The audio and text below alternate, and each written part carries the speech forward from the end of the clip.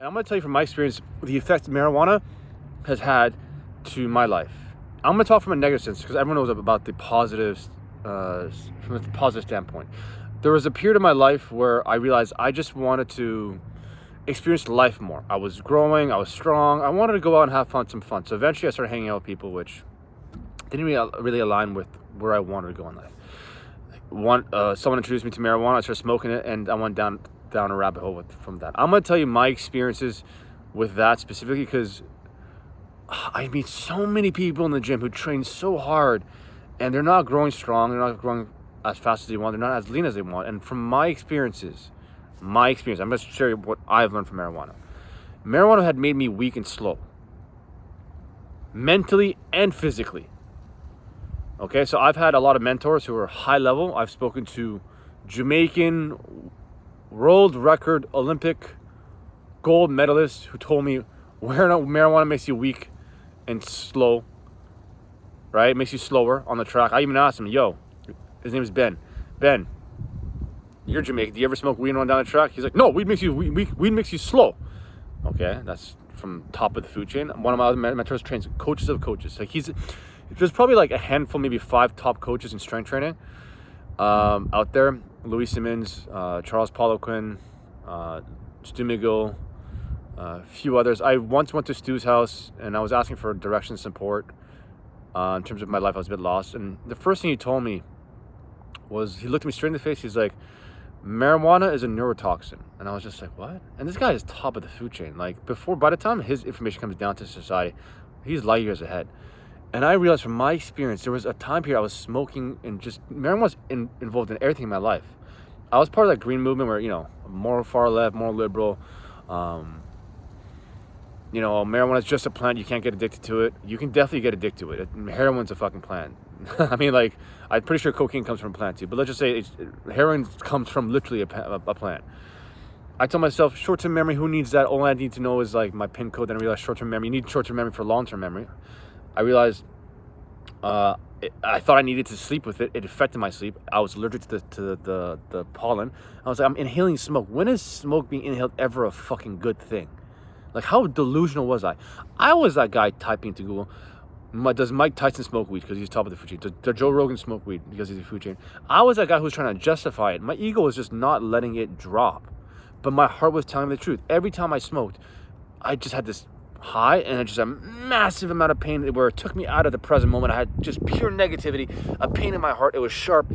And it was just like, because I knew it was fucking with my life.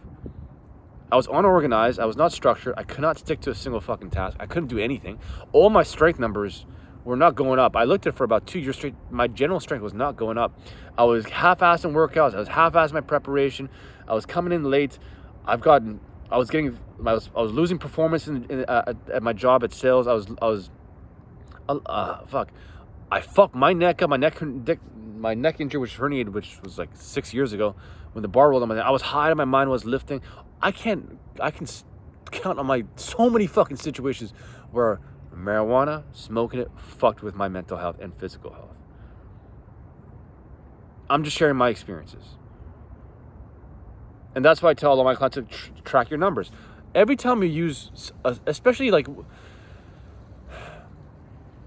every time we use like something like marijuana, or let's stick with marijuana, to alleviate us from stress, we're taking away from what we need to know from our workouts. Is we need to be present in our pain, to use our workouts to drive us forward. If our mind is also wandering left, right, center, and we can't be organized with life, how do you think we're going to go through our workouts? We're going to half-ass it. Maybe one out of every 10 workouts, you're just like, wow, I felt that mind-muscle connection, because marijuana amplifies your current state. So if you are a lot more happier in that moment, you will feel a lot happier. But if you're slipping, 9 out of 10 workouts, I was in denial. In fucking denial. I was not doing, my workouts weren't any better. So I had to cut it out. I realized my life was completely in shambles. At one point, I was living downtown Toronto on EI, trying to figure out what I want to do in my life. That's when I quit the corporate world, B2B sales. And I was living on EI, and I had so much heart. I was like, okay, I'm just going to work out. I was living on $2,000 a month. Rent was $850 downtown Toronto. I figured it out. I had my way to live life and just figure it out. Moved out of my parents' place. And all I did was train and start rebuilding my life ground up. And I realized that marijuana, I couldn't live at peace. I couldn't. I was working out and always high, and I was always trying to beat that negative fucking, like, drain. I'm trying to climb a mountain. It just feels like I'm always trying to climb myself out of a hole. So the mountain, you're at flat level, you're climbing yourself out of here. And then when you're at a hole, you're trying to climb yourself out of here, and you come down about to ground level. So you still put the same amount of effort, but at the end of the day, one guy's climbing the mountain, one guy's climbing himself out of a hole to get some fucking light in his fucking life, and the other guy has so much pride and gratitude, and he feels like he conquered a fucking mountain. In the end of the day, putting the same amount of effort, but one person's always just trying to climb themselves out of a rabbit hole. And I realized sometimes when I smoked marijuana and I went for a workout, man, like it took so much effort just to overcome it. And a lot of you guys don't even have the physical body or the intensity to drive yourself out of such a high that you got yourself into. So it's going to take some time, especially if it's in your bloodstream. Oh my God, it's going to take a few days to get yourself out of it, especially all the habits that come with it. That's the one thing I always realized. It's like, even though I dropped the marijuana, all the fucking jerking off impulses were still there. So I had to overcome those. So now I was stressing myself from not being aligned with where I want to go. I kept self-sabotage. I couldn't even do like pay my bill. Weed does make you slow. It made me fucking stupid. At one point I was even doing Uber Eats downtown. I remember I had tip after tip after tip, like 20 people tipping me after, because I was going my one-seat bicycle. I was vibing high. And you see people open the door, and they were just, most people who are just living in these buildings were mostly miserable. I'm going to be very honest. It doesn't matter what building it is. That's just a little tip. Fancy to poor, it doesn't matter. Once you open that door, you see their face. They're not the most happiest people. They're all I can sense it. But they will tip me. And I'm like, oh, they're not gonna tip me. They tip me. I guess they just love the vibe and energy and how fast I was delivering it. And when I started smoking weed and I was doing it, I realized no tip. They sense it. In 1/10 of a second, they open the door and close it. They sense it. Sometimes I was late, and I had to go from literally one point to the next point, 1 kilometer straight. I pulled my phone out like 10 times to realize where I was going. I'm like, man, I can't even go in a straight fucking line in life. This is fucking horrible. And when I had to drop it. I moved back to my parents' house again, and I was trying. This is right when COVID happened. I'm like, let me just get my life in order again. I cut it out. And how did I drop the marijuana? All I did is focus on the people around me and keep like growing as an individual. I started by waking up super early and going for a walk. That's when I started rehabbing my neck. I realized I really fucked my neck up. I can't really do anything. Let me just start grounding up, and all I can do is just walk outside. That's the only thing I can do without causing any sort of pain. So all I did is walk outside at 4 a.m. and just go get my head straight. Build that discipline ground up. Wake up time, start with a walking workout. So I don't want to hear people say, like, I can't get mental clarity, I can't get a workout in. Start with walking every single day before the rise of dawn to start your day. You realize how much gunk is in your fucking head. Within a week, I realized, I got all that fucking chatter out of my head, all the arguments, and I had clarity to my day. And I started walking my dad every single fucking day. He's older. I want to build discipline. He's worried. He's nervous about where I'm going with life. But I realized I'm grateful just to be alive. I'm grateful just to go through life. I was just like, my mom was happy for me to be home. She never sees her kid. And I was building a relationship with my brother. That's when I started building my online business ground up. And I was like, okay, this is fucking great. Then I moved to Montreal with a one-way ticket. I had the confidence and the courage and the strength to do that. And I had 21 days of funds. And all I did was train like a psycho to build myself, to find jobs. I found 2 part-time jobs. One put chicken on a stick, and the other one cleaning a gym for barely minimum wage. Waking up at 3 a.m. to clean a gym at fucking clean a gym at basically. I woke up at 2:30. I got the gym at 3 to clean it. Happiest day of my life. Just grateful just to put in the effort and work and being disciplined. I got my morning workout. I didn't fucking love life. I had nothing to my name. I found a place to live. I was living in a sleeping bag, and I was grateful to be alive. And then eventually I got to a certain point where I was making I was working 4 jobs. I got stressed. Eventually, I remember when I came back to my life, because a lot of people at the gym, at Marshall Gym I'm at, started smoking weed. I started smoking a little bit, just a little bit. I had some spare time. I'm making, at that point, I was working 4 jobs literally at once. 4. I was making about 4-ish K a month. Bro, I mean, at the level of ungratefulness I had in my life, I was like, man, I was more grateful with fucking grinding with 3.5 hours of sleep than smoke this marijuana. And people sense in the gym, they're like, his energy's off, his discipline's off, he's not waking up on time a little bit. And they sense it. People can sense your energy.